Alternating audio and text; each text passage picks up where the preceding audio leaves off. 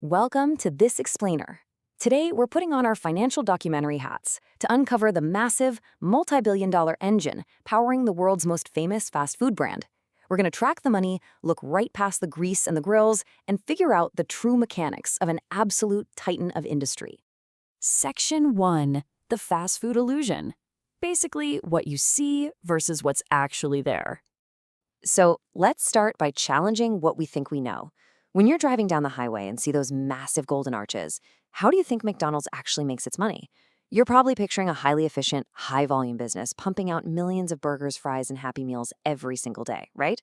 But the financial reality of this corporation is a lot more complex and, honestly, a whole lot more fascinating. Well, let's dive right in and pull back the curtain on this massive, hidden business operating quietly right beneath our feet. Because once you grasp their true strategy, the entire company starts to look totally different. Here's a hint. It's really not just the burgers.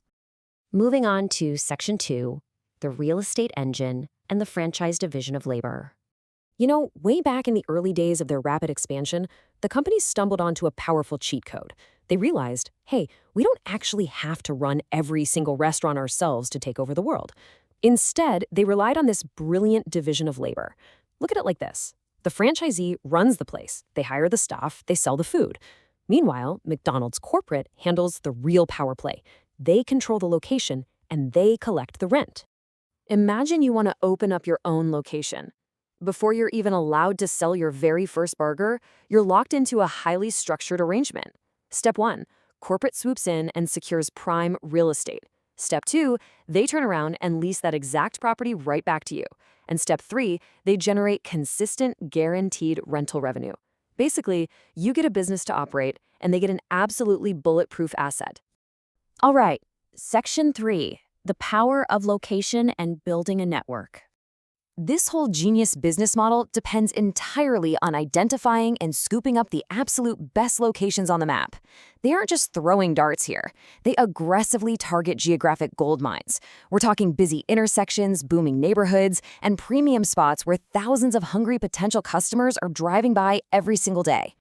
But the real kicker here is the scale. Thousands. I mean, owning one single restaurant with a good lease is a nice little business. Owning a few hundred makes for a seriously impressive portfolio. But having thousands of these locations spread across the US and the entire globe, that literally shifts the economic landscape. So the big takeaway here is that McDonald's isn't simply a food company. They've actually built this massive, interconnected network of appreciating assets. It's essentially a giant web linking restaurants directly to incredibly valuable land, ironclad franchise agreements, and premium real estate. Which brings us to Section 4, burgers versus land and the asset lifespan. Now, this perfectly captures why their specific wealth creation strategy is just so extraordinarily powerful. Think about the lifespan of the assets. A burger is, well, it's gone in 5 minutes, right? Even if a single location sells thousands of them a day. But the actual literal dirt underneath that restaurant, that remains immensely valuable. And historically, it just compounds in value for decades. Just look at how this plays out over time. This is where the genius really shines. Say in year 1, you've got a quiet little intersection with a brand new restaurant. Fast forward to year 10, boom, new houses and businesses start popping up around it.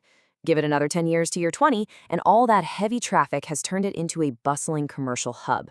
Suddenly, that specific piece of land McDonald's locked down decades ago is exponentially more valuable. Okay, last part. Section 5, the ultimate asset strategy. Beyond the golden arches. Now, to be totally fair and accurate, we do need to throw out a quick caveat so we're looking at the full picture. McDonald's doesn't literally own every single square inch of restaurant property on Earth. Ownership and leasing arrangements can actually vary pretty widely based on the specific location and individual agreements. It's a highly complex, nuanced global portfolio. But you know, even with those exceptions, their big overarching master plan is rock solid. It goes exactly like this. Control the absolute best locations, let others build thriving businesses on top of them, and create multiple overlapping ways to just generate revenue. There's this great quote. Sometimes the biggest business isn't the product sitting in front of you, it's the system, the assets, and the real estate underneath it. And that is exactly what you should take away from this explainer today. Behind the friendly drive-through window and those bright digital menus is actually a sophisticated, ruthlessly efficient real estate empire.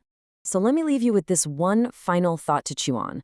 The very next time you're cruising down the road and you spot those giant golden arches, are you going to just see the burger being handed out the window? Or are you going to look at the land and see the multi-million-dollar real estate engine humming quietly right beneath it?